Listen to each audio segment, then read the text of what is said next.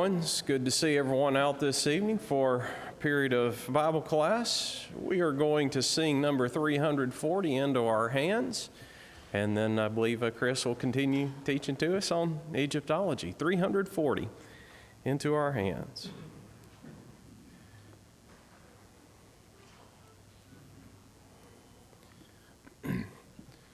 Swiftly we're turning life's daily pages. Swiftly the hours are changing to years. How are we using God's golden moments? Shall we reap glory? Shall we reap tears? Into our hands the gospel is given. Into our hands is given the light. Haste, let us carry God's precious message, guiding the erring back to the right.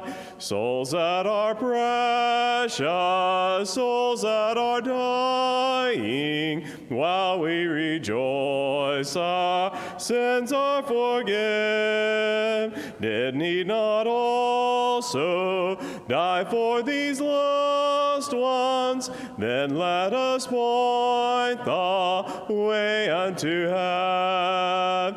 Into our hands the gospel is given. Into our hands is given the light. Haste, let us carry God's precious message, guiding the erring back to the right. Just one brief reminder, if you will need to partake the Lord's Supper a little later on, there are communion cups in the back, but I'll announce that again a little later. So just a quick reminder on that. Chris, it's all yours.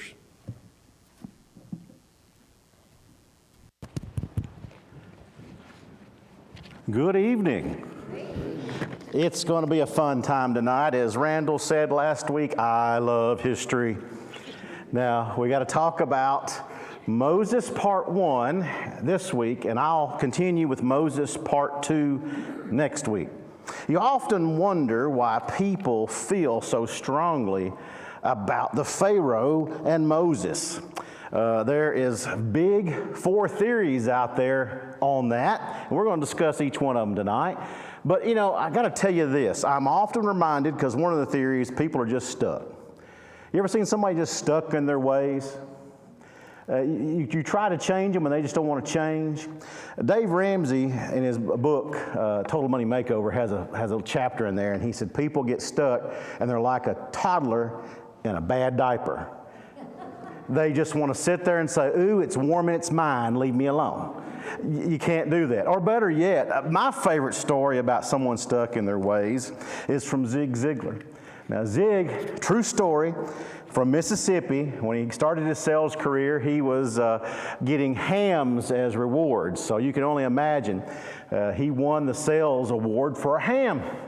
Took it home, and he's like, hook this tonight, honey. I'll bring the kids over, and we'll have a feast. She cut the end off. He goes, what are you doing? You don't cut the end off the ham. That's the best part. My mama always cut off the end of the ham. Call your mama. I want to know why you cut the best part of the ham off. Called mama. Mama goes, I don't know. That's the way my mama always did it. Zig goes, at this point, he said I had a phone that could have conference calls on it. I said, we're calling Granny right now. Why are we cutting the best end off the ham? A couple of rings, Granny gets on the phone, says, how are you, Zig? I'm fine. I've got your granddaughter and your daughter on the phone, and they have a question. So the daughter gets brave enough, Mama, I cut the end off this ham all my life because I watched you do it. And now your granddaughter's doing it, and Zig's wanting to know why the best part of the ham's going to be cut off. Silence on the phone, and she said, well, I did it because my pan wasn't big enough. I don't know why you two were doing it. True story. And I hate to say that about Moses and the Pharaoh. You know, we left off last week with Joseph. Let's grab the Bibles real quick. I believe I want to turn to Genesis chapter 45.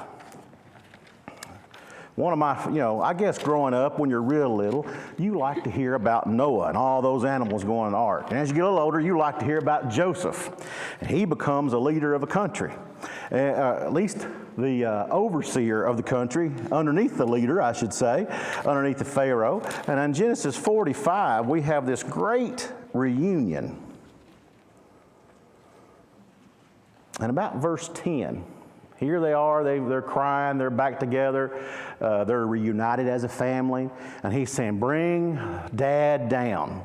He says something very interesting in verse 10. You shall dwell in the land of Goshen. You might want to underline that for the moment. In the land of Goshen. And you shall be near to me, you and your children and your children's children, your flocks and your herds, and all that you have. I'm going to show you where Goshen is in a minute. I think if we're going to find out which Pharaoh it is, and I'm going to tell you at the end of the class, I don't know, but I can see God's hands prints all through the story of Exodus.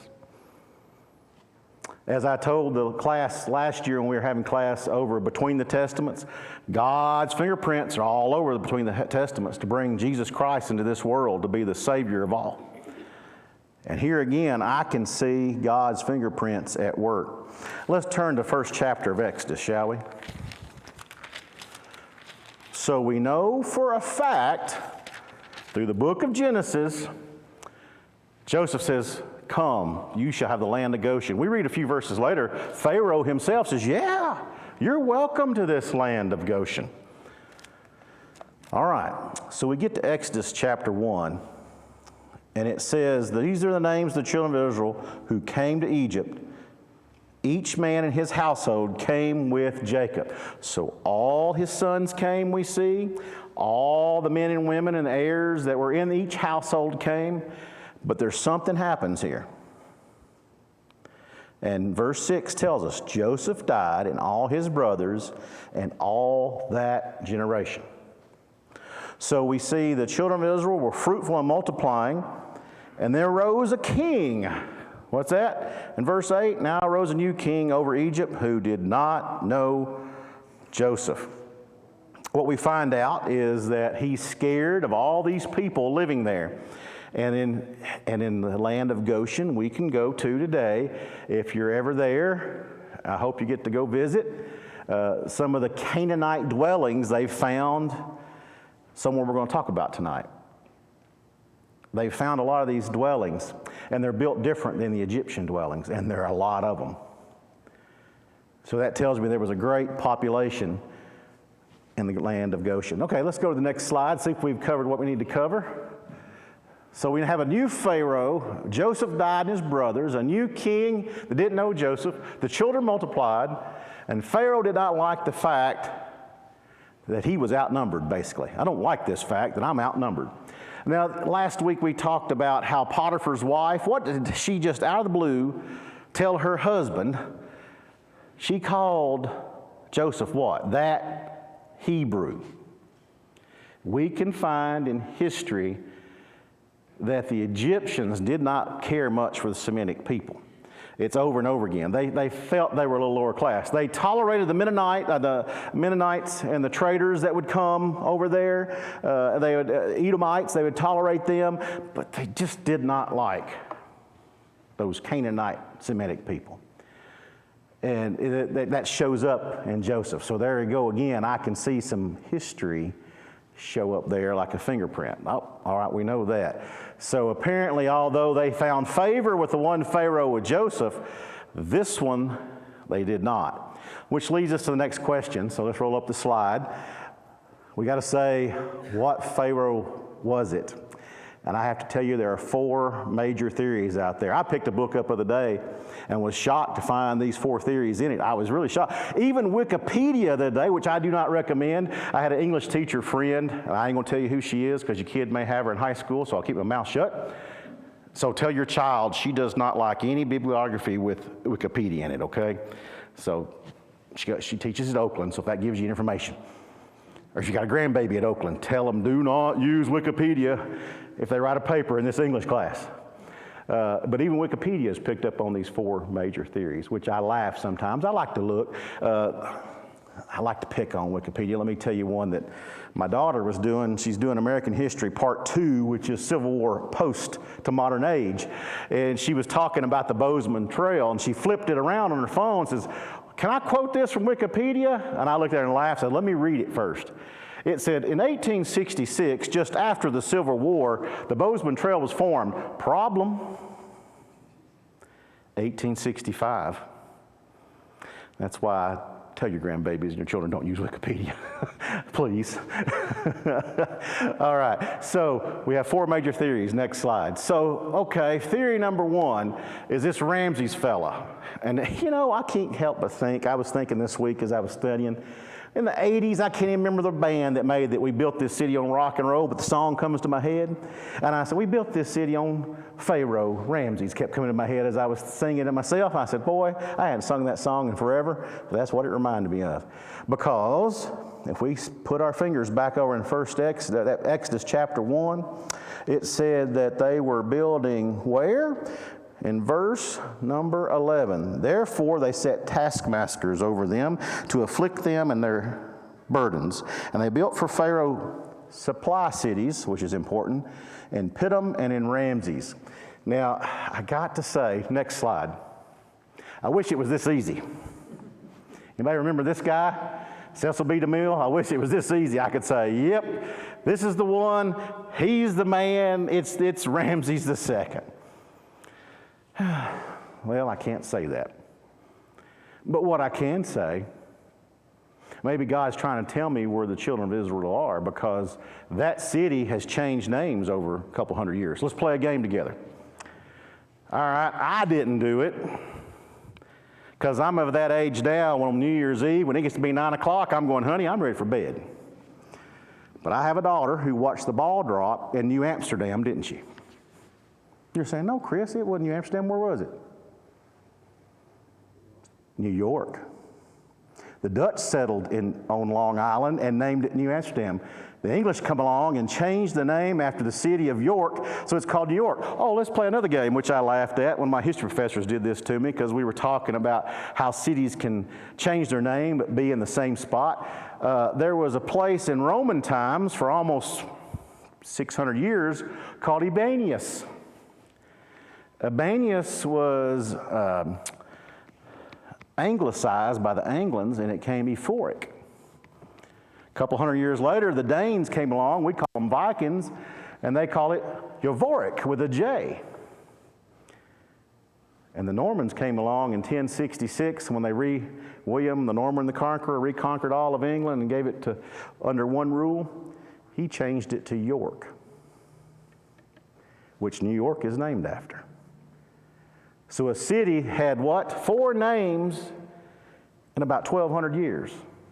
Did it change the place where it is? No. The place didn't change. What changed? Just the name. But these guys from Austria that are over there now doing digs in the Nile Delta, they are the biggest atheists you'll ever find, but they will use the Bible with their thumb and they'll point to that verse right there. No, it was the city of Ramses. Okay, there's some problems there. We talked about one the first week. If we go to 1 Kings chapter 6, verse 1, 418 years after they left Egypt, pushes me way back beyond Ramses. So there's my first strike. Let's see what my next slide is. Let's talk about, we got to get on to, here we go. If I'm going to look somewhere, where is the people of Israel? If you'll look on that right-hand side, there's Avaris and Tanis. Now you, Raiders of the Lost Ark fans, will remember Tanis. Now, I don't know, and I can't find it in the scripture just yet, but I'm looking really hard. But that Pharaoh, Shishak, he's under several names. You'll find him in Chronicles and Kings, but he took the house of God and took off all the riches and the treasures of what? The temple, even the golden shields. Now, I don't know, I think it was George Lucas who wrote the script, and another guy named Pfeiffer Kiefer, I think, wrote the script for Raiders Lost Ark, but they must have remembered their Sunday school class, because that's where Indy goes to plant the staff of rod, to look, and it shined down, and there was where yeah, right, whatever. That's another trivia question. George Lucas apparently attended a lot of Sunday school classes, because even in the Star Wars series, he remembered the witches of Endor, and he put it into one of his movies, and it became the Ewoks of Endor. Think about that for a moment. So I laugh. That's some trivia out there, but I laugh. I said, well, maybe they'll read their Bible again, I hope. But right there is Avaris and Tanis. Now, that whole right branch of the Nile River is the land of Goshen. So if you're looking at that and to your right, you see that one branch going right, that's a pretty big land grant. Think about that for a moment. If I were to divide that, I could probably divide the Nile Delta into fourths. So let's say Joseph and his brothers and their families got 25% of the Delta. I can kind of see why a couple hundred years past, somebody's going to be a little jealous, don't you? Wait a minute, why are they working our land? Why are they here? I can see that. Now, another thing about Avaris, Ramses built a city on top of Avaris. Now, it's so much on top, it's the whole northern part, and on the island. I wish we could blow it up, but you can see it if you see it on a piece of paper. There's an island from that branch that goes out. And Ramses built his city on the island, and Avaris was built on the southern tip and on the bottom part of the Nile River. Now, not only did Avaris have a summer palace of Pharaoh, they found out the palace had an eastern portico, because one of the pharaohs we're going to talk about next week, one of his duties every morning before daylight, he had to pray for Ra to bring the sun up. Ra's in a great battle in the netherworld. Well, they believed, the Egyptians did, when the sun went down, it went into the netherworld. And that netherworld, there's a great snake down there, and it likes to curl around the sun and keep it there. And without the sun, you can't have plants. And even the basic agrarian society knew that in Egypt. So you have this great snake and battled with Ra, and he has to sit there before sunup and pray. Now, another tradition the Pharaoh had to do was, after he got done praying, the sun came up, the very next thing he had to do was to bless the Nile. And we see in these palaces over and over again, whether it be Memphis or it be Avaris or even be it in Ramses' city. Ramses had a little palace there, not as opulent as the one before, but you had these steps that would go down into the river, and he had to bless the river. Now, here's the second part that we find out in history. It is the Pharaoh's whole family was involved. So daughters and immediate family had to come to this ceremony. Go to chapter 2 of Exodus, and what do we see? Let's go. Let's look over there. What do we find out? We find out Moses is born in chapter 2. And what does they do? He's killing babies because there's too many. Remember, he asked the midwives, and they were scared of God and feared God and said, "Why are you doing that?" So they put this baby in a basket of reeds and put him in the Nile. I can just see this, can't you? And this is God at work. Put him in, and he just floats down by their ceremony, and Pharaoh's daughter, where's she at this time? In the river or by the river? So the story, to me, fits just perfectly. Now, if I say, next slide. This is the, you can't see it really good, but this is the Austrian slide. This is a pretty new one. A lot of this stuff is in German, but you see Goshen, and this guy had put Ramses up there as a city, and it's literally right there on top of that island where Avaris was. Like I said, the palace was not as large. And we think when Ramses was building this city, it was a supply city. And we're going to see something in a minute, that the supply city meant both supplies for probably food and military. And the summer area, you know, was not as large as it was in Avaris. It was a summer home for the Pharaoh when Avaris was around, quite large. But the same setup is there. There's a small porch facing the east. There's some steps going down the Nile, so he could do his daily, rituals. Next slide. So theory 2. Now, if you would have caught me teaching this class about 10 years ago, I have to raise my hand, Brother Randall. I'd have probably been a big fan of theory 2. And we know now, as we said first class, we've had two things come up. In 1822, the Rosetta Stone popped up. And then early 2000s, the Stele of Ramses II popped up, which threw a grenade in this theory, unfortunately. Now, I liked it because it was nice and neat and tidy. And here we go again, someone sitting in their poopy diaper, they'll say, we can't change the timeline. It can't be changed. The Minoan society, the Greek society, it's all based on Egypt. And I'm thinking to myself, you really want to base something on Egypt that only had 3 periods of time that we know for sure, and they had 3 intermediate periods that we don't know what happened? You really want to do that?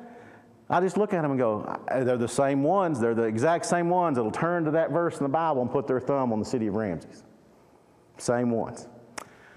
So let's, I know it's a barrel of fish hooks, but let's look at it rather quickly. This is what I would have probably said 10 years ago. Follow the timeline. We go to 1 Kings. We take 418 years. We know that's 1,000, maybe 1,000 to 990. Some say it's maybe 960. And you go back. Well, that puts us right there in the middle of the new kingdom. And here's the part that we're finding out now. The 18th dynasty would have been the dynasty that started this. The 18th dynasty reunited Egypt, and this guy's name, Amos, we have a picture of him, and it wouldn't let me put it on, I guess, for copyright reasons, and his picture is, there's a statue of him in the museum in Cairo, and he's wearing the crown of Lower Egypt, and he has one snake on it, and he reunites the kingdom, and he kicks out everybody in the north, and they call them Hyksos. These sea peoples that came and invaded Egypt, and they took over the lower Nile and the Delta region. Now, he kicks them out, and he says, never again that'll happen. He starts a military academy, and he starts a standing army. Before that, we see the Egyptians had a small military force. Potiphar might have been one of them. We don't know for sure. He might have been a captain who would have trained other, probably farmers, how to fight on the way to the battle. So kind of reminded me of the Minutemen from the American Revolution up until this time. That's how they gathered their armies. Pharaoh would have a standing cavalry division, maybe with chariots and horses, and he would have a standing small force around the palace. But when there was a major campaign to be done, it had to be voluntary. You know, you had to go gather people up, and you trained them on the way there. So he starts a military academy, and then Amenhotep finishes up what his father does, and he conquers the rest of the northern delta. He touches the land of Canaan, and then Tutmosis I comes along, and he solidifies the two kingdoms under Egyptian rule. It's permanent now at this point in time. Next slide. So here's where we have to be careful. Now, we were talking last week about daughters marrying sons in the lineage. Tutmosis I had a daughter named Hatshepsut. I can't say that fast. Hatshepsut. That's how you have to say it. And she doesn't have any children. And they found a little story, a little hieroglyphic that said she liked to adopt children. So they've attached Moses to her. Now we're not sure about that. That's because it's written, this is Moses. But the time, if the time frame 10 years ago, this would be the time, would be right, but it's not. We can't say that anymore.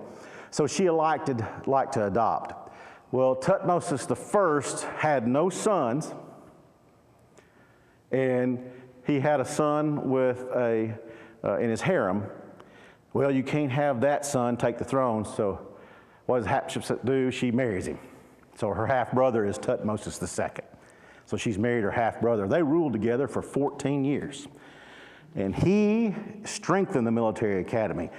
Matter of fact, after the Hyksos period, which was 200 years, they believed in a standing army because they didn't want it. There's one reason why Julius Caesar and Mark Antony went to Egypt, because they had navy and they had army, and it was due to these guys in the 18th dynasty, because they had said never again.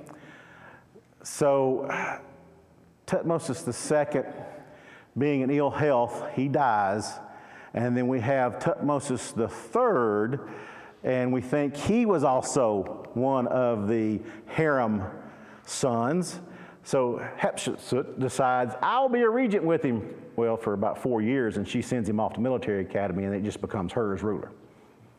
She builds a big palace. I hope on the trip you get to go see it. I don't know, Randall. There is a Hatshepsut's palace. It's huge, and it's still around today.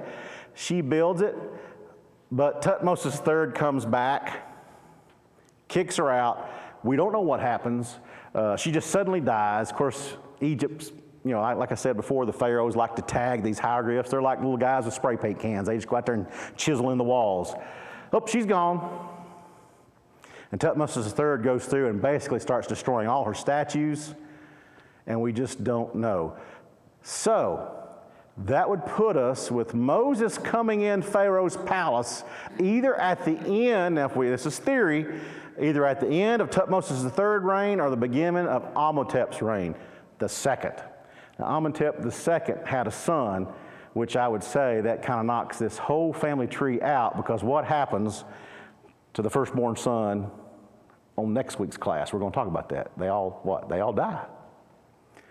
So, plus being a very strong family tree, and just the one, this new kingdom, which they start the new kingdom, we end up all the way through Ramses on, and they're pretty strong. That kind of puts the kink in the cog for me too. Next slide, please. Now, this is my favorite hieroglyph of this series. This is Amenhotep II.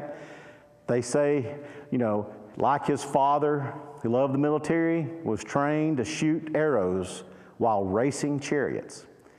So Tutmosis III has a hieroglyph of him hitting targets. They're just square bales of hay, apparently. It looks like a square bale, and he's riding around this ring shooting. Well, like father, like son right here. So I can imagine when we see next week, I want you to remember that picture, because I'm going to use it. When the children of Israel are on the banks of the Red Sea, and they see Pharaoh coming, this is what they're looking at. Kind of scary, isn't it? Next slide. We're going to talk about that next week further. But that's just, I put that in there so we could see it. Now here comes theory number 3, which is one of my favorites, because I'm going to tell you something here in a minute. Manetho wrote the history of Egypt. He wrote it for Ptolemy I. He was a Greek historian commissioned by Ptolemy I at the end of his reign. Now we're going to, I think I got that class, Randall. We get to talk about Alexander the Great and how the Ptolemies influenced Israel through their, basically Ptolemy was a general of Alexander the Great, if you didn't go through my class last time. And when Alexander the Great died, he ran off to Alexandria. He established his own kingdom of Egypt. Kind of took over where this new kingdom guys had died off. He took over and kept the army, kept the military academy, kept some parts of the navy. So he finished the history of Egypt, we think, before he died in Ptolemy III's reign. And there's something in there that Josephus borrows. Here's the sad part. The histories of Egypt was burned up in Alexandria when the Great Fire of Alexandria happened. We don't have any copies of it. We just have Herodias and a guy named Josephus talks about Manetho. Now, Manetho says, and Josephus quotes, says the Exodus Pharaoh was Tutmosis. Well, everybody just assumes that dynasty I just said, until we just come along now with the new time frame we have, and a little guy named David Roll, who says, wait a minute, if you translate the T into Greek, which actually is a D in Egypt, Dudimosis comes out. So Dudimosis I would have been in the city of Avaris. He would have been a pharaoh at the time. He would have done the rituals at the time. It is a couple of years before the Hyksos people. And here's the interesting thing. We also find during Dudimosis the first time slaves that were Semitic. So we have found these lists of slaves that had Jewish names on them. And right after him is the Hyksos period, which is about 200 years of utter devastation. The one thing I do like about this theory, Dudamos I has an interesting point in history. And I was telling Coopers and I were laughing about it last week. He suddenly lost his army. I wonder how that happened. We're going to talk about that next week. I know how it could have happened. We're going to talk about it next week.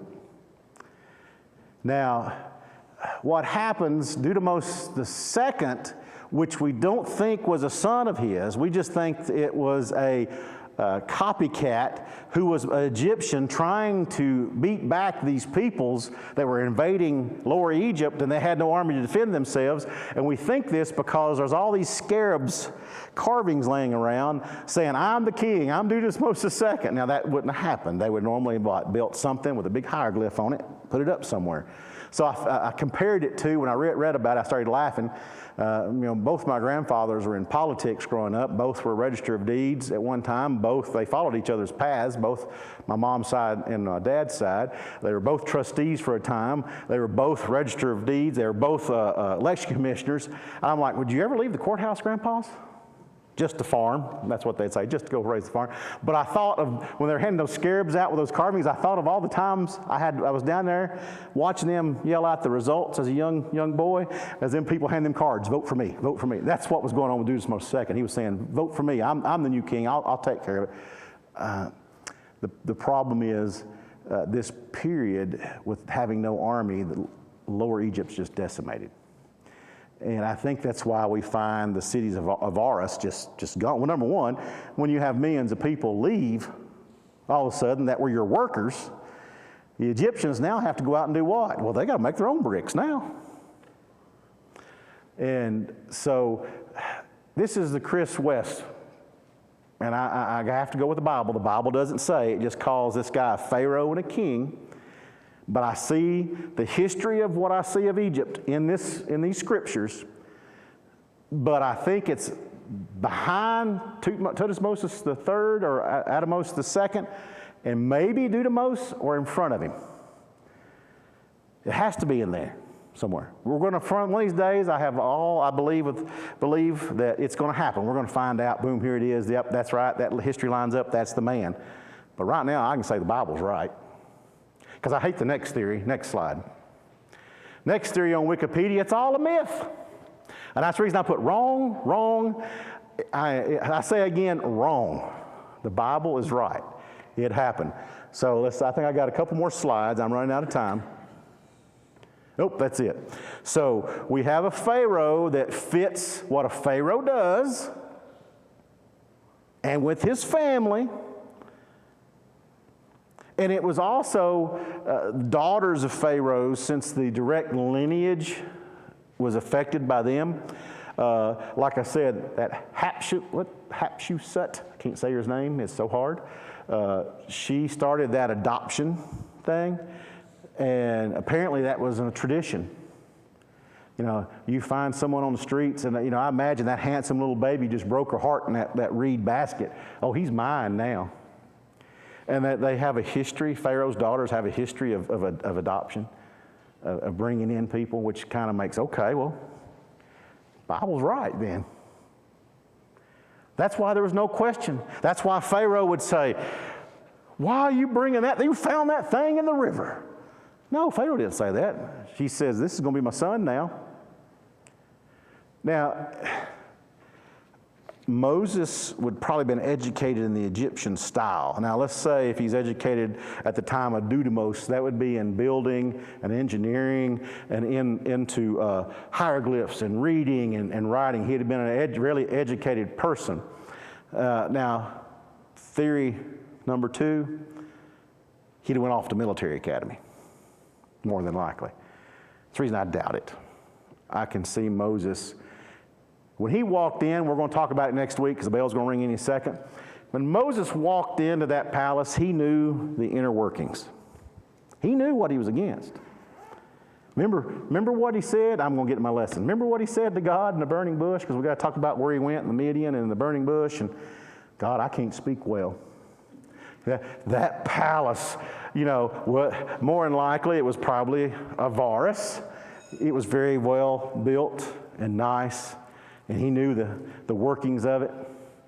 I can't speak well. We're going to talk about it next week, and we're going to talk about who he marries and where they go and the possible route of the Exodus. My time's up. Thank you for indulging me.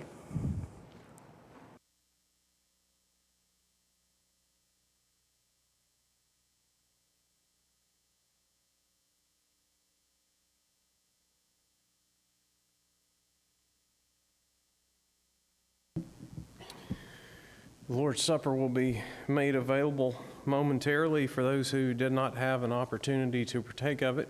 If you could and you want to be served, please make your way to the front row here, and you will be served. Also, this would be a good time if you haven't gotten your communion cup to pick that up on your way as well.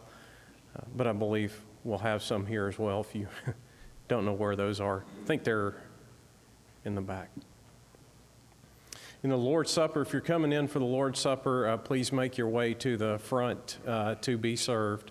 The communion cups are available in the back, but we'll also bring some up here as well. We're going to sing number 484, O Sacred Head, in preparation for the Lord's Supper.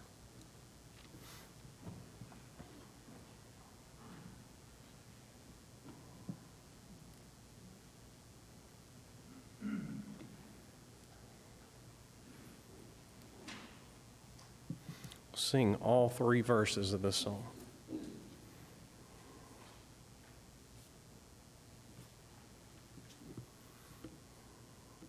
O sacred head, now wounded with grief and shame weighed down, now scornfully surrounded with thorns, thine only crown. How art thou pale with anguish, with sore abuse and scorn? How does that visage languish, which once was bright as morn? What thou, my Lord, hast suffered was all for sinners' gain. Mine was a transgression, but thine the deadly pain.